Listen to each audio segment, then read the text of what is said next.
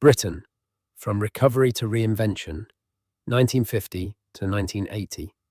In 1950, Britain was a nation still living in the long shadow of war. Streets carried echoes of destruction, sacrifice, and loss. Yet beneath that weight lay a quiet determination to rebuild and move forward. Over the next 3 decades, the country would undergo one of the most dramatic transformations in its history. Culture, politics, and everyday life would shift in ways few could have predicted. From the hardship of post-war recovery to the vibrant optimism of the 1960s, and then into the economic and social turbulence of the 1970s, each decade left a distinct imprint on the national character. This is the story of how Britain evolved, year by year, trend by trend, and decision by decision. 4 decades, countless turning points, and one unforgettable journey. The 1950s, life in the shadow of war. The 1950s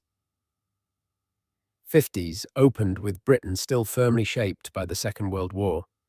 Rationing, first introduced during the conflict, remained part of daily life until 1954. Almost every household revolved around ration books. Sugar, butter, meat, and even sweets were carefully measured, and queues formed quickly when shops received new supplies. Families planned meals with precision, stretching limited ingredients into filling dishes. Bread, potatoes, and vegetables, often grown at home, became staples, while creativity in the kitchen was essential. Clothing was treated with the same care. Garments were mended, altered, and passed down through siblings. Waste was unthinkable. The skill of making do was simply part of life. Walking through Britain's cities, the scars of war were impossible to miss. Bombed-out buildings still dotted urban landscapes, weeds pushing through cracked brickwork, temporary wooden repairs standing as reminders of recent destruction. Even smaller towns bore the emotional weight of absence. Empty plots where homes once stood, stories shared by neighbours, and the deep stillness of Remembrance Day. Rebuilding was not just about construction, it was a shared national mission, woven into everyday identity. Gradually, cranes replaced rubble. Walls rose where ruins once lay, each one a symbol of hope. Council housing expanded rapidly, offering indoor bathrooms, electricity, and running water to many working-class families for the first time. These homes were more than structures. They represented dignity, security, and progress. New towns such as Stevenage and Harlow reflected modern thinking. Designed with green spaces, schools, and community centres, they encouraged neighbourly interaction and offered a glimpse of a better future. Families moving into these homes often spoke of stepping into a new era. No shared outdoor toilets, no overcrowded kitchens, but bright rooms and private gardens. For a nation exhausted by scarcity, these houses embodied optimism. A nation comes together. The coronation of Queen Elizabeth II in 1953 became a defining moment of the decade. Television ownership surged as families bought sets specifically to watch the ceremony.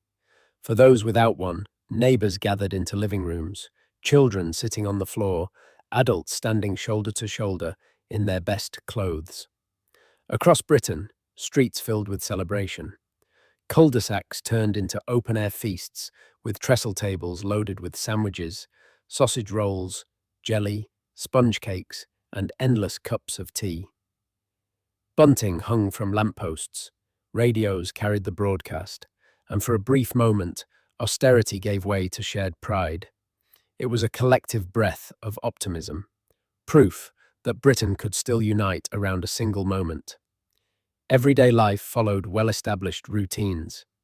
Men typically worked long, regular hours in factories, offices, or mines, while women managed households, raised children, and maintained social ties. Families ate together, Sunday roasts remained sacred, and church attendance was common. Schools emphasized discipline, neat handwriting, and moral values. Evenings were quiet and familiar, listening to the wireless, playing board games, knitting by the fire, or visiting relatives. Cinemas were packed, especially during Saturday matinees for children, with newsreels shown before the main feature. Life moved at a slower pace. While restrictive for some, it offered stability after years of chaos. Community spirit was strong and visible. Streets felt like extended families. Children played freely outdoors. Doors were often left unlocked, and neighbors chatted over garden fences. Shopkeepers knew customers by name, offered credit until payday, and sometimes set aside goods for regulars. Milk bottles appeared on doorsteps at dawn, often accompanied by local gossip. News spread not through headlines, but through conversation. The 1950s were not only about rebuilding buildings, they were about restoring trust, routine, and the small human connections that made post-war Britain feel safe and familiar. The 1960s, a cultural awakening. The 1960s arrived with a new sense of confidence. Economic growth replaced austerity, giving ordinary people more spending power. Households bought cars, washing machines, and televisions, while young adults had disposable income for clothes, music, and nightlife. Britain looked and felt different. London emerged as the heart of this cultural explosion.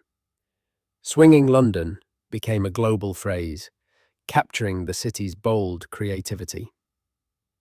Carnaby Street and King's Road buzzed with colour, fashion, and music. Boutiques, salons, and record shops became meeting places for a generation eager to express itself. British bands such as the Beatles, the Rolling Stones, and The Who dominated charts worldwide, leading the British invasion. Their music became the soundtrack of a decade defined by youth-driven change. Social attitudes shifted alongside culture. Parliament passed landmark reforms. The legalization of homosexuality in England and Wales in 1977, changes to divorce laws, and relaxed censorship in publishing and theatre. These laws challenged long-held traditions and encouraged more open discussions about freedom, identity, and relationships. While controversial, they marked a decisive move away from rigid conservatism. Fashion reflected this spirit of rebellion. The miniskirt, popularized by designers like Mary Quant, became an international symbol of confidence and liberation. Men's fashion also evolved, embracing slimmer fits, brighter colors, and influences from mod and psychedelic styles. Clothing became a statement, not just a necessity. Immigration from Commonwealth countries reshaped Britain's cities. Communities from the Caribbean, South Asia, and Africa brought new cultures, food, music, and languages. While many faced discrimination, their presence laid the foundations for a more multicultural Britain, particularly in cities like London, Birmingham, and Manchester.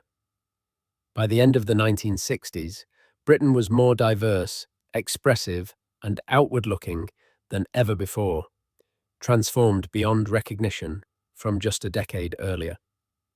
The 1970s, crisis and change. The 1970s began with the cultural energy of the 60s still alive, but economic trouble soon followed. The oil crisis of 1973 sent fuel prices soaring. Petrol queues became part of daily life, and the government introduced the 3-day working week to conserve electricity. Homes went dark, factories fell silent, and confidence began to falter. Industrial unrest defined the decade. Strikes by miners, dock workers, refuse collectors, and public sector employees disrupted daily life. The winter of discontent in 1978 to 79 left rubbish piling up in streets, services halted, and public frustration boiling over. These conflicts revealed deep divisions over power, pay, and the future of British industry. Unemployment rose, inflation soared, and long-standing industries collapsed. Steelworks, shipyards, and textile mills closed, devastating entire communities. Families cut back, repaired instead of replaced, and stretched meals as financial insecurity replaced post-war stability. Yet new movements emerged. Environmentalism gained momentum, while feminism pushed for equal pay and workplace rights. Protests, marches, and debates filled city streets. Culture reflected the mood. Glam rock dazzled, punk exploded with raw anger, and television became grittier and more realistic. Despite hardship, creativity flourished. Britain remained divided, but resilient. 1980, a turning point. By 1980, Britain stood at the edge of a new era. Economic policy shifted toward privatization and free markets, breaking with decades of post-war consensus. Council homes were sold, industries restructured, and unions faced tougher opposition. Technology entered everyday life. Video recorders, cassette players, and early home computers hinted at a digital future. Consumer culture expanded, branding gained power, and shopping malls replaced local high streets. The sense of shared community began to fade, replaced by individualism and competition. Progress brought opportunity, but also uncertainty. From bombed streets to neon-lit consumer culture, Britain's transformation was deeply personal.